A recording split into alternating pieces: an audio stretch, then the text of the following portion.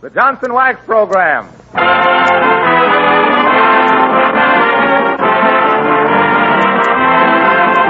The makers of Johnson's Wax and Johnson's Self-Polishing Glow Coat present Marian and Jim Jordan as Fibber McGee and Molly, with Donald Novis, the Four Notes, and Billy Mills Orchestra. The show opens with The Lady's in Love with You.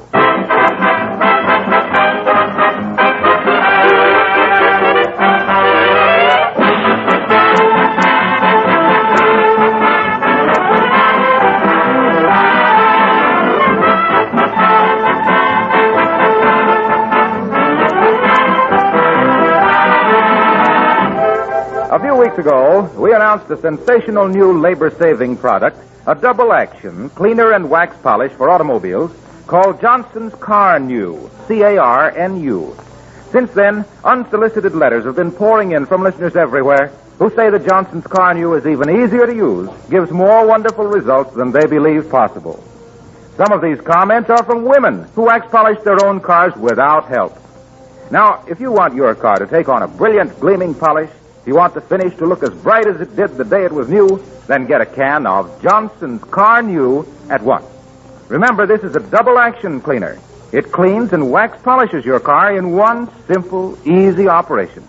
The liquid is easily and quickly applied. It dries almost immediately to a white powder. Wipe off the powder, and off goes the old dirty film. Streaks and stains disappear like magic. Your car shines like a mirror without any hard rubbing. Why, the whole job can be done in an hour. Johnson's Car-Nu is for sale at filling stations, auto supply stores, garages, and at your regular wax dealers. Try it, and you'll agree that your car looks like new when you use Car-Nu.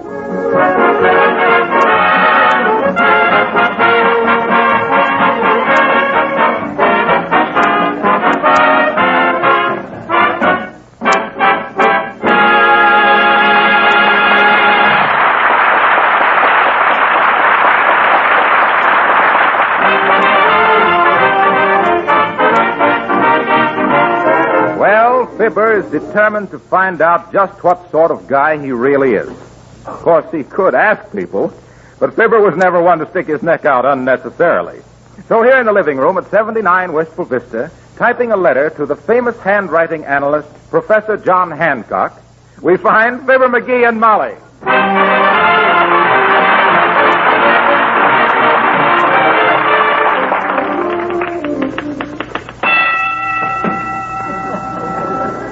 Why, that's an awful loud bell on that typewriter, dearie. Yeah. It used to belong to a sports writer. He used it as price fight. I'm enclosing a coin in lieu of the 25 cents and cents. Hey, Molly, how do you spell Lou? Lou who? Not Lou anybody. I mean Lou, as in lieu of. Oh, that. L-O-O, McGee. Oh. Oh, that's what I got.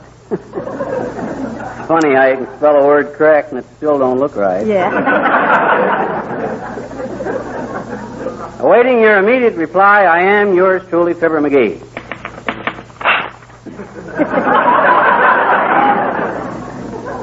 Now, let's see. I'll have to enclose a sample of my handwriting. Come in. Fibber McGee? You betcha, Bud. Do you need a gag writer? No, we don't. Oh, no?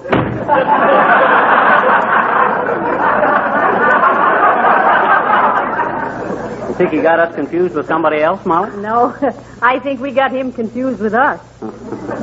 What do you expect this handwriting expert to tell you, dearie? Oh, I'll bet he tells me that I'm the creative type, Molly. A dreamer. Oh, how wonderful. Being a dreamer and still able to do things. Do you think so? Yes, anyone who can dream and snore at the same time. Gee, I wonder if that's an answer from the handwriting expert. Why, you haven't mailed your application yet. Oh, that's right. Come in. Hi there, Dropstick. Oh, hi, Boomer. Good day to you, my dear. Just dropped in with a little proposition. Splendid investment. I plan to open a small casino on the outskirts of town where an adventuresome citizen may do his best to repeal the laws of chance. Oh, a gambling place.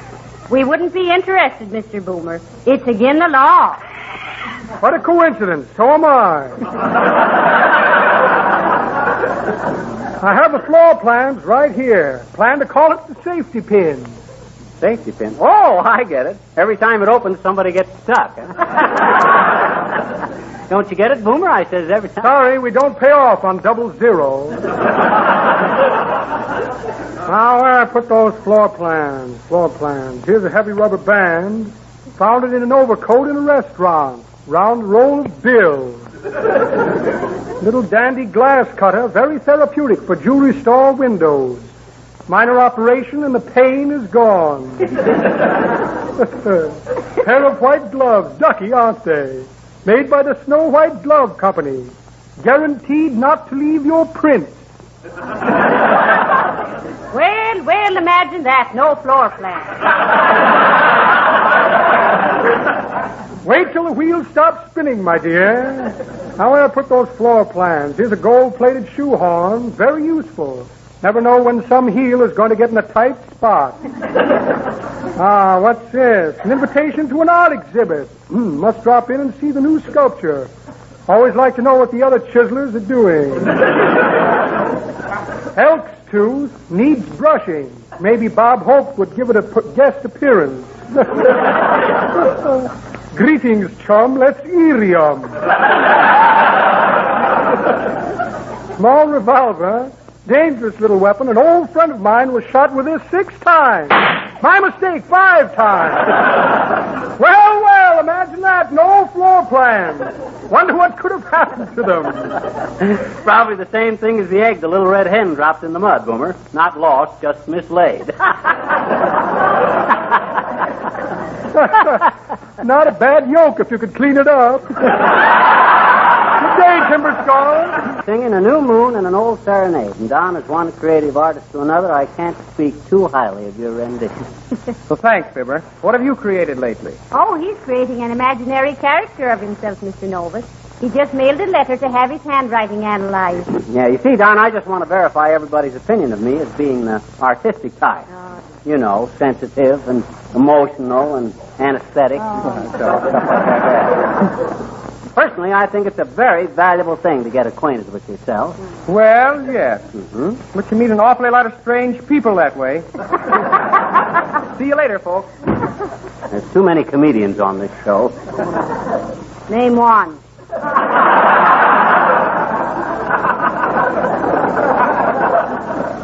If I get any more ribs tonight, I'm going to open a barbecue joint. Just because the guy wants to improve himself. Come in. Oh, how do you do, Mrs. Uppington? Oh, how do you do, Mrs. McGee? And Mr. McGee? Hi, Uppy. I just stopped in to inquire to know if you know who is the best interior decorator in town. Interior decorator? Yes, you see, I'm having my house done completely over. I want everything done in modern. You're doing what? No. She means modern, dearie. Oh. You know, the kind of furniture that looks like it was designed by an acrobat and built by a geometry teacher. Oh, but my dear, it is so effective. And my house does need decorating badly. Let me see. It hasn't been done completely over since, oh dear, now let me see. I think it was 4 years ago. No, 5. 5 years ago on my birthday. Oh. I had just turned 32. 32? Careful there, Uppy. You took that turn awful fast. She's well bent. Well, very amusing, I'm sure. I'll tell you what, Uppy. I don't know where you could get any better advice on interior decoration than I could give you. Oh, really? Did you ever do any decorating, Mr. McGee? Did I? Remember that new ritzy residential suburb that was built a couple of years ago? Snob Hollow? Oh, yes. Well, McGee designed every mustache on every billboard in the whole suburb. Oh, I never know such a thing, Molly. I done the beard. More troops done the mustaches. He was forward than I was. But frankly, Mrs. Uppington, I've always been interested in artistic things. Now, I think for your living room... You mean my drawing room? Yes, for your front parlor, I'd do the upholstery in shirred mulberry cransafrance with a wide edging of penny point Krasnava. Don't you think so, Molly? Well, yes, if you're sure they'd go with the pastel botnitkin. Well, good heavens. Really, I must be dreadfully behind the times. What on earth is a botnitkin? Oh, that's the latest thing in Davenswaddles, Uppy. But you can only use them in a room that has a large planetary completely around the crevicite. Oh, my, I'm so glad to hear that. Perhaps I'm just a silly girl, but it's the Smithkins of the things. I shall insist on the Smithkins. Well, I'll always be glad to help you, Effie. That's characteristic of me. An artistic streak with the strain of Just make it a strain, dearie. Well, I certainly will appreciate it so much. And, oh, Mr. McGee, I do admire your artistic restraint. Restraint? Yes. I see you've restrained yourself from doing anything artistic with this house. Oh, dear, perhaps you found the Smithkins too ventriple for the craig warp of your particular upper suit. Well, thank you so much. Goodbye.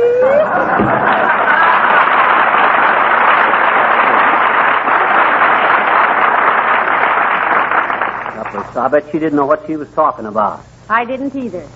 Me too. Same here. Oh, hi, Harlow. Glad you came in. I just wrote for an analysis of my handwriting. I want to see what it indicates besides initiative, imagination, and dramatic ability. Well, there's nothing like dramatic ability. The play's the thing. The show must go on. Yes, it sure must. What do you know about it, Harlow? You're the practical type. Full of hard facts, brass tacks, and Johnson's wax. Well, I've got imagination, too. Look, here's a little dramatic playlet I dashed off. Let's run through it and see how it sounds. Oh, sure. Look, here's a part for you, Fibber. Here's your part, Molly. I've got mine here. It's a one-act play laid in ancient Egypt. And something tells me you should have left it lay. Now, look. Molly, you play the part of Cleopatra. I'm Mark Antony. And Fibber, you're King Tut. On stage, everybody. Curtain. Music, maestro, please.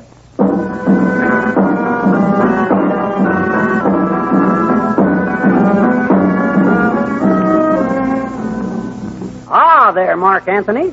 Sit thee doon. Slave, bring Mark Anthony a hunk of ambrosia and a slug of nectar. Thanks, Tut. Well, nice pyramid you've got here. Oh, not bad. Still working on it, Si. As a matter of fact, if you come back years later, you'll still find me all wrapped up in it. I hope you got the flowers I sent you for Mummy's Day.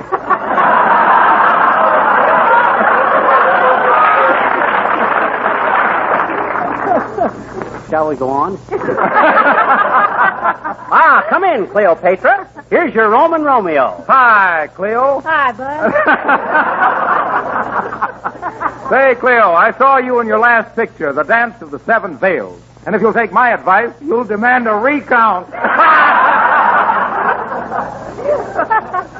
Easy, Mark. I mean, none of your lip, Mr. Anthony.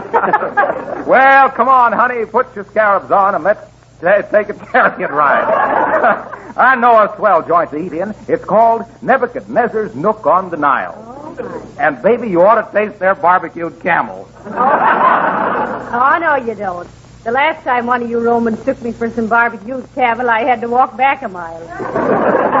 Besides, I refuse to ride in that awful old dusty chariot of yours. Uh-oh, boy loses girl. Wax gets plugged. Ah, Cleo, you should see my chariot now. A wise man, the son of John, brought me some precious ointment out of the West.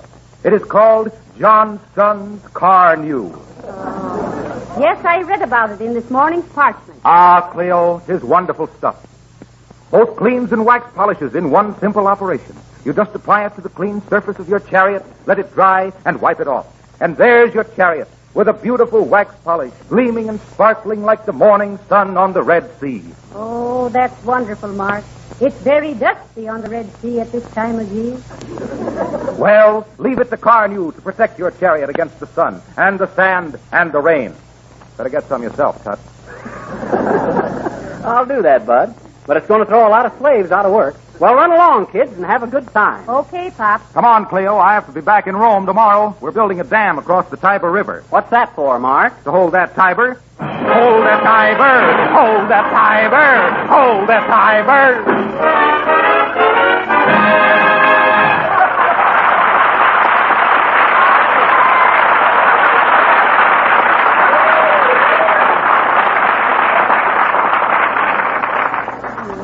My, wasn't that realistic, dearie? Too. Excuse me while I dumped the sand out of my sandals. Oh, it wasn't bad, but that plot wasn't consistent. If Anthony had used Carnew, you'd never have met him. Why not? Well, after you use that stuff on your chariot, there's never a mark on it. Oh, my. Crawl in. Oh, no, excuse me. I thought we were still in the pyramid. Hello there, Johnny. Here's a letter for you. Well, thank you, old-timer. Are you a mailman now? She said, are you a mail carrier now? I think it's a good job for you, old-timer. With your pigeon toes, you'd make a good carrier.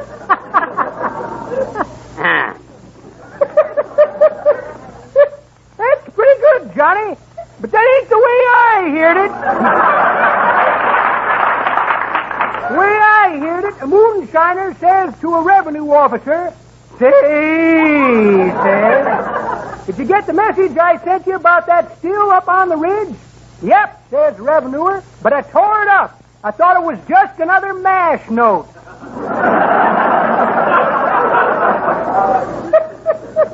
I know that mountain country pretty well, Johnny. Been up there collecting jokes on the trail of the lonesome pond.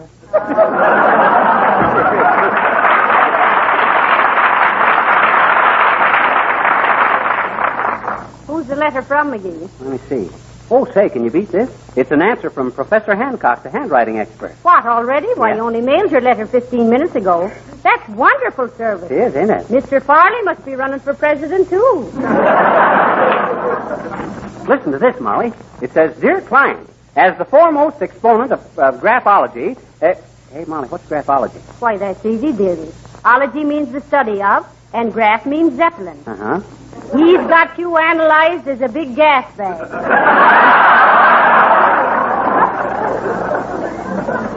Well, can you imagine this, Molly? I was all wrong. What? I ain't artistic. He says I'm the muscular, athletic type. He says I got the same handwriting as all the great wrestlers. Strangler Lewis, Stanislaus Zabisco, and Man Mountain Dean. Huh. Well, you can't make a mountain out of a molehill.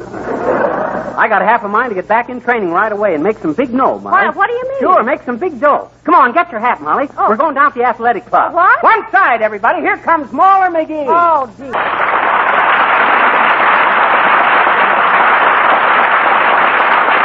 Nice going, kid. Folks, that was the four notes singing When You and I Were Strong, or When You and I Were Young, Mackie.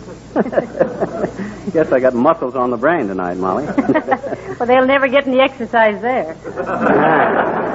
I wonder if $5,000 is too much to ask for my first bout. If I can get about... Oh, here's the athletic club, Molly. Come on in.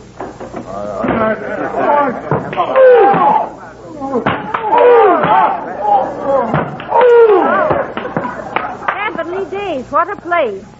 How can these wrestlers train in all this cigar smoke, McGee? That's part of the training, Molly. It'd be silly to train in fresh air and then wrestle in a lot of cigar smoke.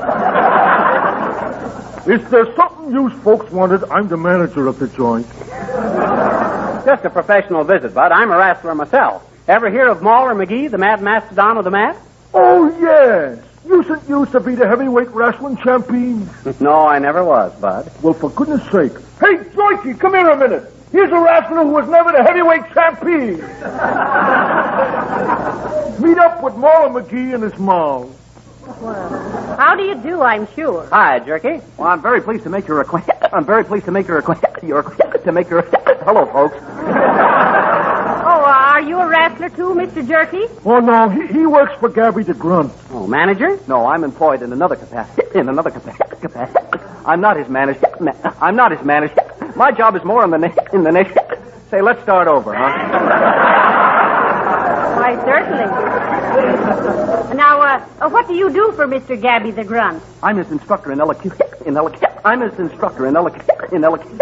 I'm his groaning instructor. Well, there's more to this business than I thought. Have they got somebody else to teach them to make all-in faces? Oh, there's nothing artificial. I mean, if you're born with a physiognomy. What I mean to say, wrestlers don't make faces like that. It's faces like that make wrestlers. Well, I'm very glad to have made your request. Your request. Oh, I tried that before, didn't I? So long.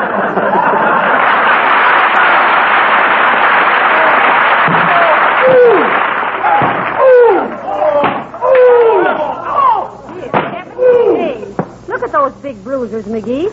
Do they have to play so rough? Oh, we get used to it, Molly. Oh, look, McGee, what's that little girl doing in a place like this? It's me. Oh, hello there, little girl. Hi, Hi, pal. Well, ain't you kind of young to be hanging around a place like this? Why? Why, you ought to be home in bed. I bet you hadn't, I bet you.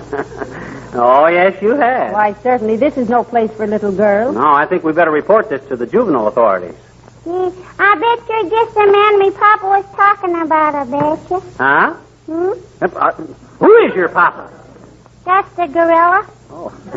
And he's one of the best guys in the racket, too, I bet you. Oh, he is, huh?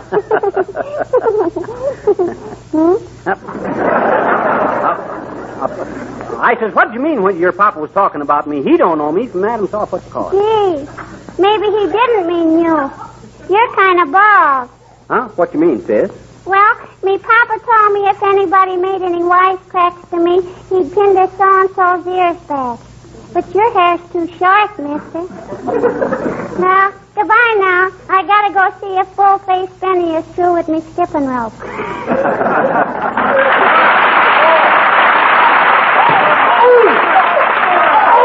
Look at them mugs trying to wrestle, will you? Well, I could lick any two of them if I was blindfolded and had arthritis. Say, is you've been in the wrestling game long, buddy? Oh, several minutes. Who, me, Bud? Shucks, I've been a wrestler ever since I was born. Used to take my nursemaid 22 minutes to pin my shoulders down to my crib. Oh, You don't say. Yep, I was booked for matches all over the country.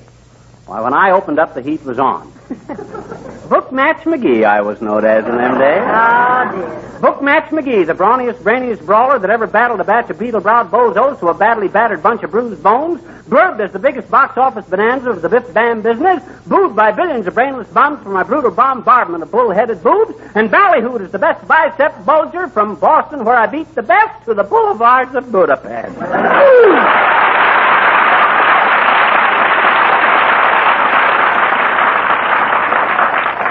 Say, I think you's is just the guy we've been looking for. Gabby the Grunt's been looking for a guy to work out with. Oh, he has he? Well, let me in there with that guy. I'll show him some new twists. Here, hold my coat, Oh, Molly. now, wait a minute, McGee. After all, you know... McGee! Go on, lady. Let him have his fun. Hey, look at the midget. Look at poor little McGee in the ring with that big bruiser. Looks like a ventriloquist act. Well, I don't know. Not with two dummies. Hey, look at him go, lady. My. McGee, be careful. Get down off of that man's hand. You better stand aside, lady. He's going to throw him this way.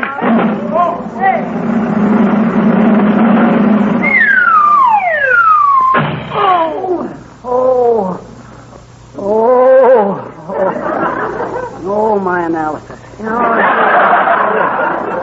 Are you hurt, dearie? Oh. Gee, that's too bad, pal. Here comes Gabby the Grunt to apologize, though. Oh, hi, Gabby. Boy, are you strong. You must have been wrestling a long time. No, it's just a hobby. I have to keep in trim after sitting at a desk all day long. At a desk? Ain't you a professional wrestler? No, confidentially, I'm Professor John Hancock, the handwriting expert. Oh, sure.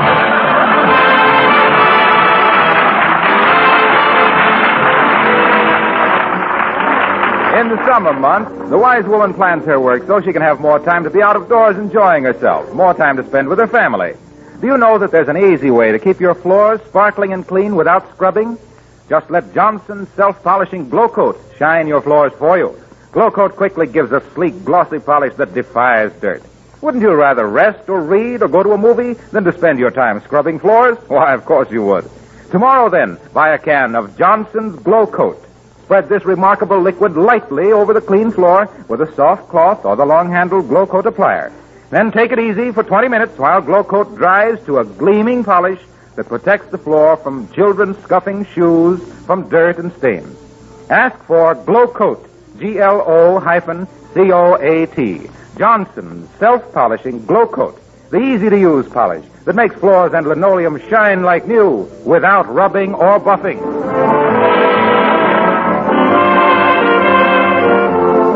Oh, hey, Molly. Put another pillow under my back. Oh, all right, dearie. Better let me take your specs, too. Oh, what's the matter? They broke? No, I'll Put 'em away until your ears straighten out again. Good night. Good night, all.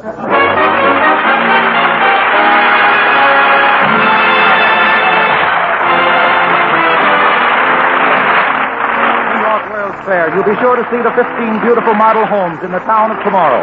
On all the floors and woodwork of these homes, Johnson's wax polishes are used exclusively. This is Harlow Wilcox inviting you all to join us again next Tuesday night. Good night. The selection the ladies in love with you heard on this program is from the production Some Like It Hot. This is the National Broadcasting Company.